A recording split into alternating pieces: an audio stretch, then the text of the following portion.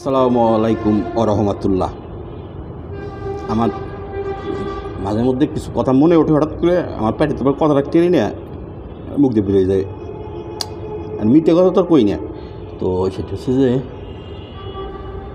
আমাদের বর্তমানে যত রাজনৈতিক দল আছে, একটা রাজনৈতিক দলও ভ্যালিড না। এটা আমি কীরকম কথা বললাম? ইয়েস, যে আইন আছে 2008 সালের, ওই আইনই তো বলবৎ। তো ওই আইন অনুযায়ী যদি চলছে বিশ্লেষণ করা হয়, একটা রাজনৈতিক দলও ভ্যালিড না। এবার আসি আওয়ামী লীগের শুরু করি। আওয়ামী লীগ স্থগিত রয়েছে, অতএব আওয়ামী লীগ যদি নির্বাচনে না আসে, বিশ্ব সংস্থা প্রশ্ন তুলতে পারবে না। বিএনপিতে আসি। বিএনপির মাথা তারেক রহমান সাহেব, তিনি সাজাপ্রাপ্ত আসামি। দ্যাটস মিন এই বিএনপিতে রাজনীতিতে অংশগ্রহণ করতে পারবে, বাট তিনি কিন্তু মাথায় সাজাপ্রাপ্ত আসামি। এখানে বিএনপির এটা বড় ধরনেরই আছে। তা আমি যদি আল্লাহ যদি আমাকে ওনার জায়গায় না রাখছে, আমি অনেক খুশি এবং আল্লাহকে শুকরিয়া জানাই। বাট যদি আল্লাহ জায়গায় রাখতো, তাহলে আমি এখন যে কাজগুলো করতেছি, ওনার জায়গায় থাকলে এর গতি আমার 1000 গুণ, ইনশাল্লাহ না 1 লাখ গুণ হতো। কারণ আমি বুঝতেছি যে আমি একটা দেশের, আধুনিক দেশের শিক্ষাগত যোগ্যতা দিয়ে, বা আমি এতদিন চেষ্টা করে পারিনি নিজেকে একটা ভঙ্গুর দেশকে দাঁড়া করার মতো দেশ প্রধান হওয়ার ক্যাটাগরিতে নিজেকে আমি নিতে পারিনি।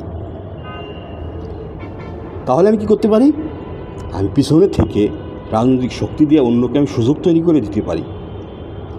সেম অ্যাজ সজীবদের জয়ের কথা বলি আমি। শেখ হাসিনার তো বয়স হয়েছে, আজকাল লোক আমরা যে কোনো সময় মারা যাব, যে কোনো সময় আল্লাহ যখন ডাক দেবে যাকে। বাট 1 সেকেন্ড কারোর জন্য অপেক্ষা করবে না, একজন মানুষ অপেক্ষা করবে না, এই দেশও অপেক্ষা করবে না। তো সজীবদের জায়গায় থাকলে আমিও কিসের আমেরিকার সিটিজেনশিপ, আমি জীবনে আর মাস কম করছি নাকি? এখন আর করবো না। আমার নানার স্মৃতিটা দেখে আমি ধরে রাখতে পারি কি না, কোনো কথা না। আমি 1 কোটি গতিতে নামতাম তাইলি। পাগলের সুখ মনে মনে।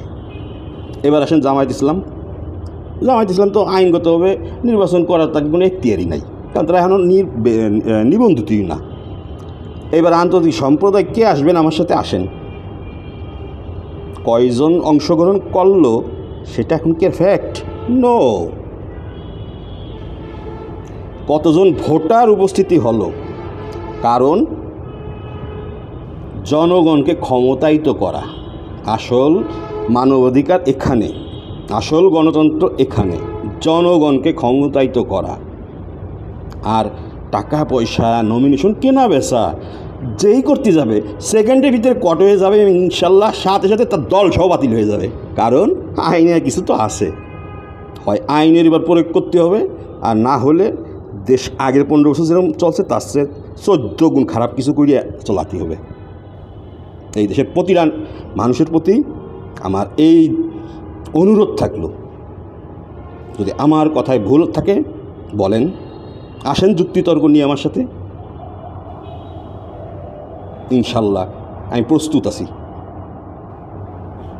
তা পাগলের সুখ মনে হয় অনেক কিছু, বাট আমি শুকরিয়া জানাই আল্লাহকে। কারণ ফেরেশতারা যখন আল্লাহকে জিজ্ঞেস করছিল, আল্লাহ তুমি আমাকে বানাইলে, তাই এবার মানব জাতির এবার বানাচ্ছ কে?